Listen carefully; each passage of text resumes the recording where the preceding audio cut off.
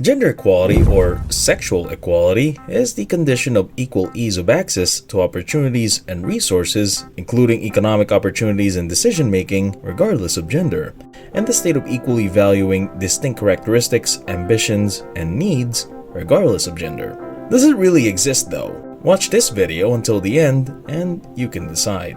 We put a man in jail if he cannot afford to support his children. If it was a woman, we give her money because she is unable to support her children financially. An adult male will be thrown in jail for getting a 14-year-old girl pregnant because she lacks maturity to make sexual choices.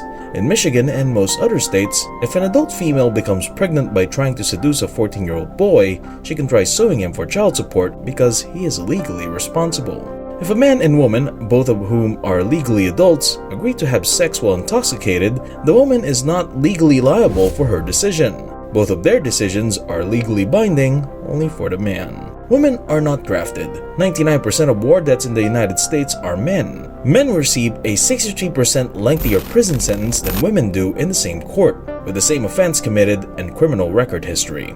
Women are twice as likely as men to avoid incarceration entirely. Women commit 10% of all murders in the United States, but they only account for 2.9% of all executions. If a woman makes a false accusation of rape against a man and he is convicted, he faces life in prison. If he is released on parole, he will be registered as a sex offender for the rest of his life.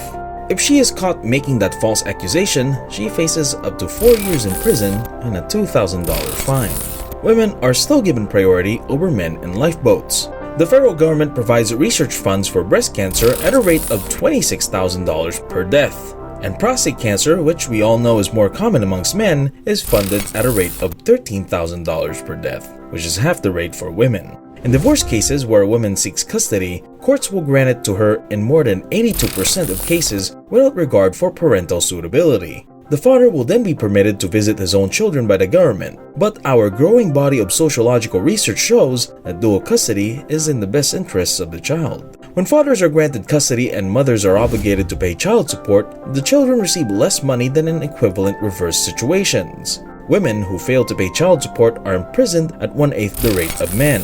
Even if a woman's intent to cheat the system is proven in court, she faces no legal consequences for willfully and falsely naming any man as the father of her child in order to get child support.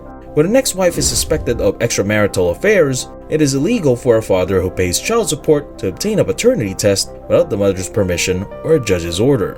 The Bradley Amendment requires men to continue paying child support even after a DNA test reveals that the child is not theirs, and after that test is accepted as conclusive by a court. While feminists lament the lack of women in the top 2 or 3% of jobs, even if 97% of men do not have them either, they rarely mention that men now hold nearly all of the lowest paying, most unsafe, and dirtiest jobs. Almost all jobs involving the risk of death are held by men. Males account for 93% of workplace fatalities. Almost no women work in coal mines, high voltage lines, garbage facilities, digging ditches, pumping septic tanks on rooftops, and so on. Women make up 57.7% of college enrollment. The Violence Against Women Act of 1994 requires an officer responding to a domestic violence report to make an arrest if the complaint is made by a woman. When a man calls the police after being the victim of domestic battery, he is 3 times more likely than the perpetrator of the offenses to be arrested. The Violence Against Women Act of 1994 requires that taxpayers should shoulder the legal fees of victims of domestic assault if the victim is a woman.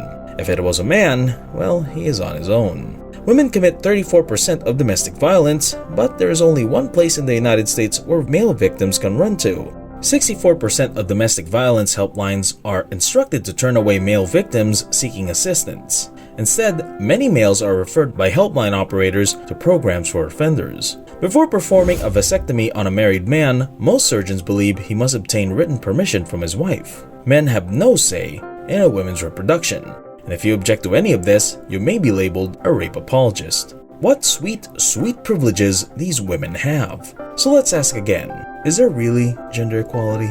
Thanks for watching. If you like our stuff, subscribe for more motivational content. See you in the next video of The Generous.